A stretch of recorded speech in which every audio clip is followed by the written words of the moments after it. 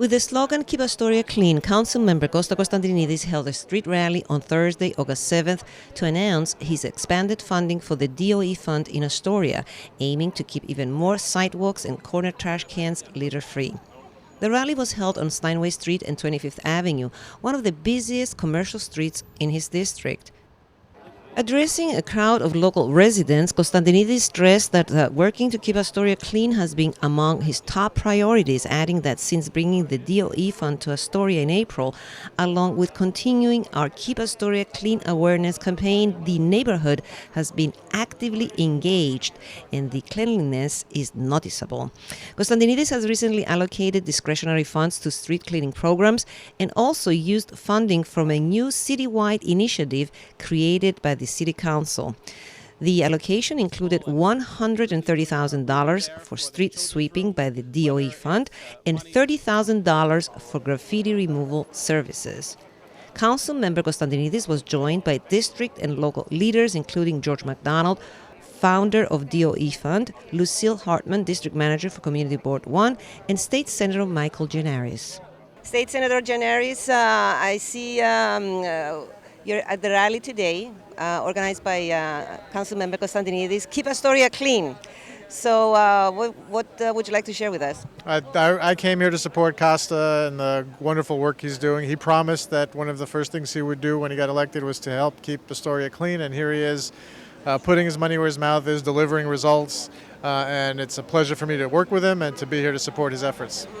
Now, speaking about your ongoing work and efforts for your constituents here in the District of Astoria, what can you tell us about your recent bills, accomplishments?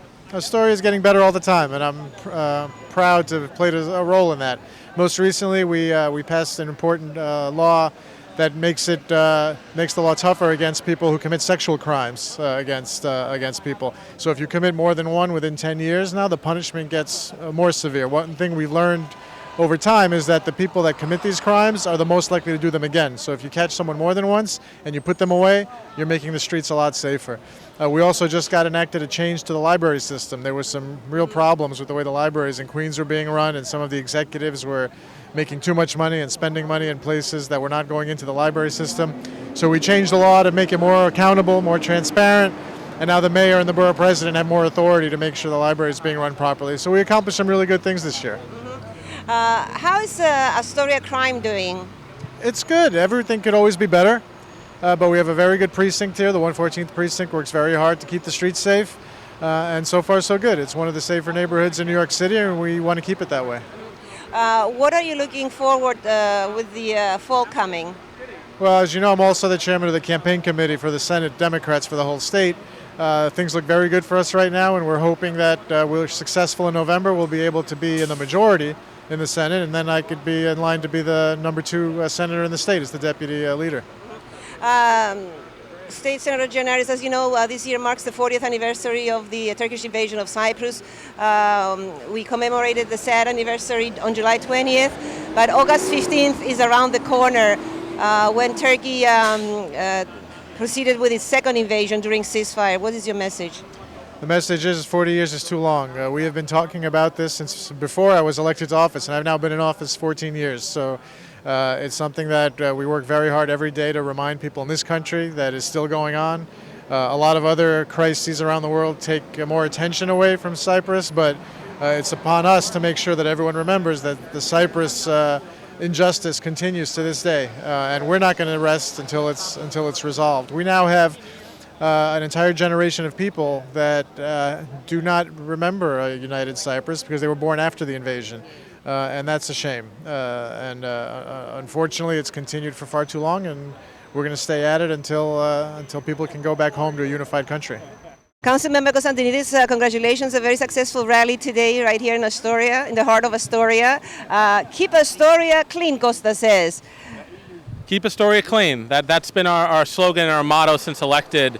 And with the funds that we were able to receive through Clean NYC, we've been able to expand our relationship with the DOE Fund, which is an exciting thing for Astoria. We're now going to have street sweeping on Ditmars Boulevard, on 31st Street, on 23rd Avenue, on 30th Avenue, including Newtown Road, right here on Steinway Street from Astoria Boulevard on 28th Avenue, and on Broadway.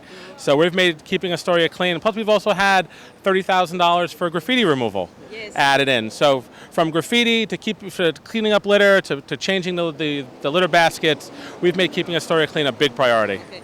And I hope one day either you or any other elected official will take upon my proposal to start putting signs on the highways and on the streets to keep New York City clean, and that there'll be a fine if they don't. Elena, I'm with you. I'm with you, because honestly, it's a mystifying proposition for me where I see people dumping garbage out of their cars before they get on a highway. It doesn't make any sense. But what I will say is that we're working on stopping illegal dumping as well. I've co-sponsored a bill that increases the penalties for illegal dumping in the corner cans. We're looking at accelerating the fines for street littering and illegal dumping on our city streets. So we're going to make that's a strong priority for us. So I agree with you, and we're going to keep working at it. I know we had you on the radio recently. For our AKTINA TV viewers, would you like just to give us briefly an update on your accomplishments during the last 8 months since you took office? I always have a great time being AKTINA Radio. It's always a lot of fun. But I'll give the quick version is that we've had a very successful budget, bring real resources back to our neighborhood, whether $2.1 million for a PET scan at Mount Sinai Hospital, over $655,000 to expand the Steinway Library, adding an elevator and making it accessible, and completely doing a redo there for the children's room, whether it's money for our seniors, money for Greek organizations here in our community. We've really prioritized taking care of our neighbors, and also, of course, our parks, putting in more than $2 million for renovation of parks in our neighborhoods so we can preserve and expand our green space. So we've had a good budget, and we've been working hard and trying to make 21st Street safer, as AKTINA has covered extensively, and we're hoping to have a resolution there very soon. So we've been doing our best to improve our community and make it. Astoria is an amazing place. Trying to make it even better. Looking ahead in the fall, I mean, summer is still here, but the summer is almost over. Fall is in the horizon. What are your priorities? Well, we've actually kicked off our school supply drive.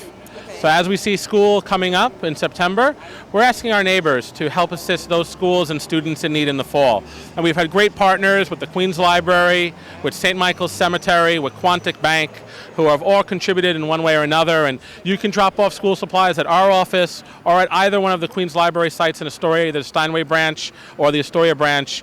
And Quantic Bank and St. Michael's Cemetery have been huge sponsors. So we're making sure that students and schools have the resources they need come school time, which is only 4 weeks away, which is pretty scary. It feels as if the summer is just flying. But we want to make sure those kids have an opportunity to have the tools that they need.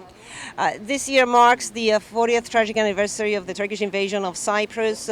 We commemorated the sad anniversary on July 20th.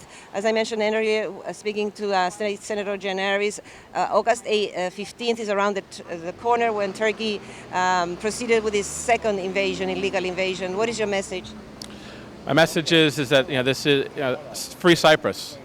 That's my message. As a Cypriot American, a Greek Cypriot, someone that at 39 years old, I've never seen a united Cyprus. It broke my grandmother's heart every day until the day she passed away. It's time for a free Cyprus. It's time for a resolution to this conflict, and it's time to have Cyprus for a free Cyprus. And that's really all I can say, is that I'm going to be doing everything I can as an elected official to add my voice. I've been working closely with SECA and the Cyprus Federation and with my fellow elected officials. Anything I can do to add my voice to the chorus to say that we have to resolve this and resolve it now. We shouldn't get to 41 years. Yes. Thank you, Costa. Thank you, Elena. Thank you.